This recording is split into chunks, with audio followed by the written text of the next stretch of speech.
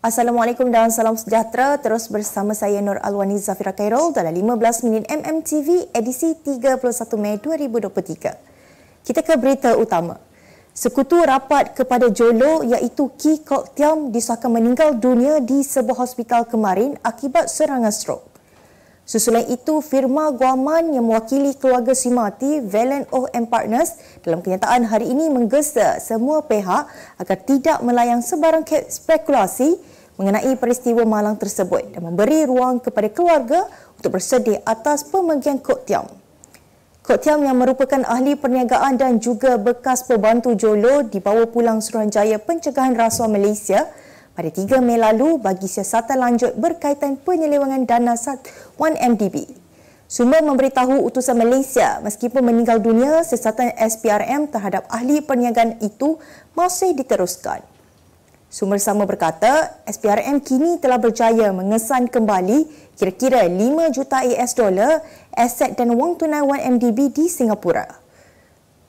Ahli perniagaan Malaysia dalam buruan Jolo dipercayai berada bawah tahanan rumah di Shanghai, China dan bukannya di Macau. Perkara itu dinyatakan oleh pengarang bersama Billion Dollar Whale Bradley Hope menerusi jawapan Twitter beliau.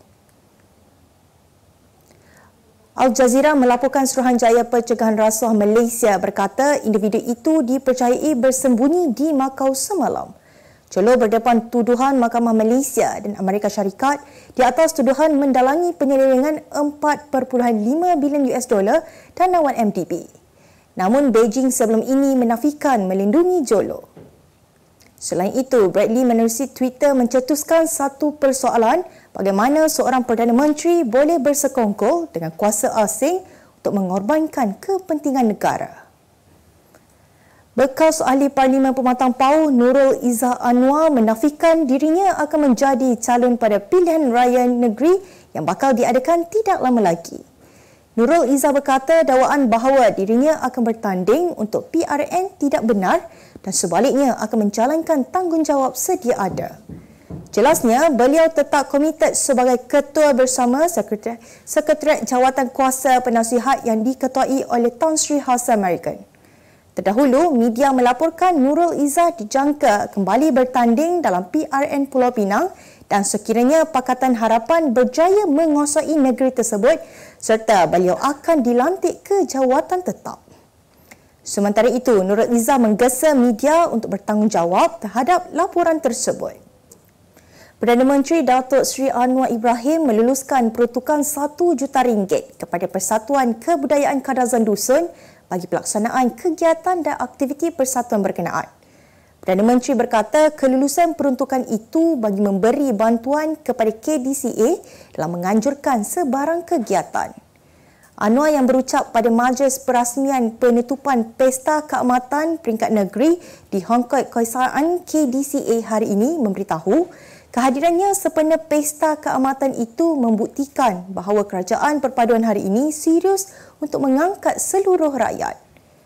Terdahulu, pemimpin tertinggi masyarakat Kadazan Dusun Murut dan Rungus iaitu Hu Guan Xiao dan Tan Sri Joseph Pairin Kitingan dalam ucapannya memohon supaya Perdana Menteri mempertimbangkan bantuan kewangan kepada KDCA bagi pembinaan sebuah kolej universiti di Tambunan termasuk bantuan kewangan bagi aktiviti menerusi Yayasan Hu Guan Xiao yang ditubuhkan sejak April 2018. Utusan Malaysia dan Cosmo melancarkan satu lagi produk terbaru. Apa yang ada dalam Iklaneka? Ia adalah platform yang tepat dan efektif untuk mengiklan antaranya berbagai jenis notis, cautan kosong, hartanah, tender, kenderaan, mencari wali atau waris dan berbagai lagi. Apa yang anda cari? Semuanya ada di sini. 2 dalam 1. Layari iklaneka.utusan.com.my.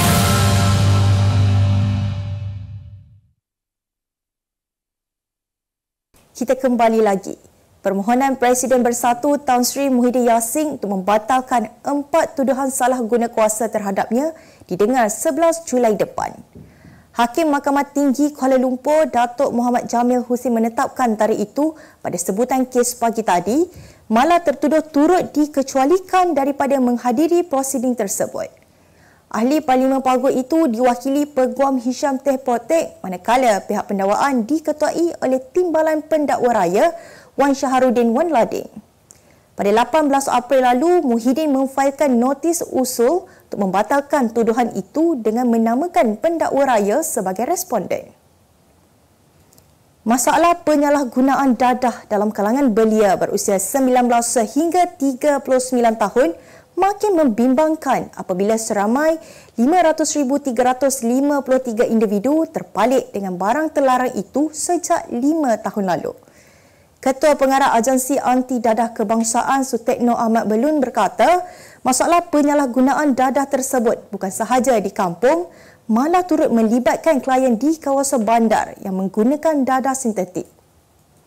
Menurut beliau, pada 2022, AADK berjaya memulihkan seramai 44,754 orang klien menerusi program rawatan dan pemulihan dalam komuniti sekaligus menyasarkan 75% kadar pulih untuk tahun 2023. Katanya lagi, sehingga kini terdapat lebih 6,000 klien sedang menjalani program RPDK di 30 pusat pemulihan penagihan narkotik seluruh negara. Beralih ke berita luar negara. Pihak berkuasa cuaca dan iklim memberi amaran berlakunya jerebu lebih serius di rantau selatan ASEAN antara Jun dan Oktober tahun ini. Amaran itu dibuat ketika musim kemarau diramalkan berlaku lebih teruk dan berpanjangan daripada biasa. Pusat Meteorologi Khas ASEAN ASMC membuat pengumuman itu ketika mengeluarkan amaran tahap 1 yang menunjukkan permulaan musim kemarau yang dikaitkan dengan monsun barat daya di rantau selatan ASEAN. Dalam pada itu, cuaca kering berterusan direkodkan di kebanyakan bahagian di Brunei, Indonesia, Malaysia, Singapura dan selatan Thailand. Penduduk Islam di Bandar Yunan, China bertindak bertempur dengan pihak polis berikutan rencana pihak berkuasa tempatan yang ingin merobohkan kubah sebuah masjid di bandar tersebut.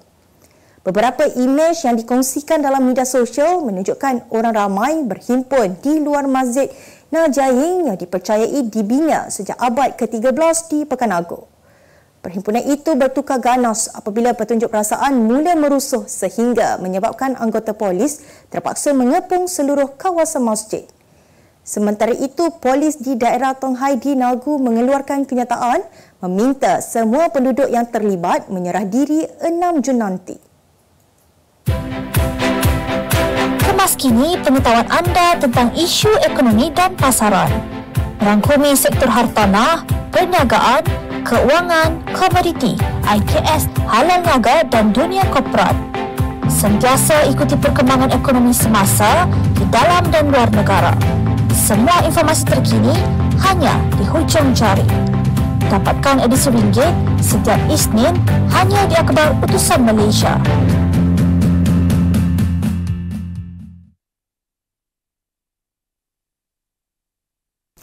Kita ke segmen halal niaga minggu ini.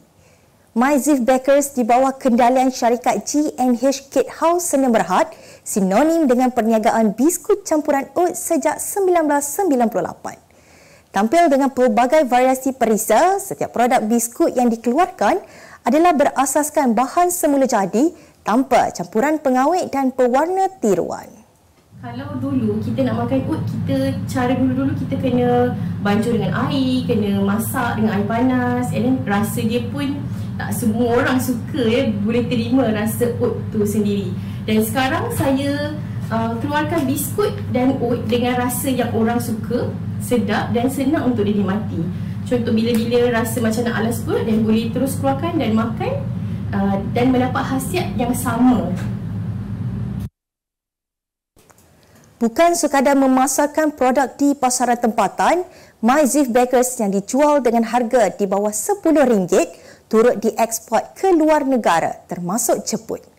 Ketua Pengarah Operasinya Hanis Amira memberitahu pihaknya bakal mengeluarkan produk biskut baharu dengan campuran buah-buahan tempatan seperti kelapa dan nanas. Kelebihan MyZif Bakers Oatmeal Cookies ini adalah kerana kita tidak menggunakan telur dan kandungan serat ni yang tinggi. ianya sesuai dimakan oleh golongan dewasa dan sesuai dijadikan snack yang sihat untuk anak-anak kerana rasa dia yang sedap. Kutipan cukai sebanyak 175 bilion ringgit yang dicatatkan Lembaga Hasil Dalam Negeri tahun lalu merupakan bukti prospek ekonomi negara bagi jangka pendek dan panjang adalah bertambah baik. Menteri Ekonomi Rafizi Ramli dalam sidang akhbar selepas sesi libat urus kajian separuh penggal Rancangan Malaysia ke-12 2021-2025 bersama Kerajaan Negeri Sembilan semalam berkata, keadaan ekonomi negara yang bertambah baik itu bagaimanapun bukan hanya dilihat berdasarkan jumlah kutipan cukai yang tinggi tetapi juga berdasarkan pertumbuhan suku pertama yang lebih baik dan kadar inflasi yang menurun untuk 11 bulan berturut-turut. LHDN merekodkan kutipan cukai tertinggi dalam sejarah pada tahun lalu iaitu sebanyak 175 bilion ringgit sekaligus menjadi pentanda kadar pematuhan cukai dalam kalangan rakyat bertambah baik. Kita ke berita sukan. Kapten England Harry Kane meletakkan Manchester United sebagai satu-satunya kelab yang ingin disertai untuk musim terakhir kali ini. Bagaimanapun hasrat berkenaan bergantung kepada tawaran daripada Manchester United meskipun masih berada dalam kontrak bersama Tottenham Hotspur yang berbaki setahun lagi. Kane yang bersama Spurs sejak berusia 11 tahun tidak sanggup mengecewakan reputasinya dengan penyokong dan berpindah ke saingan utama Chelsea atau Arsenal.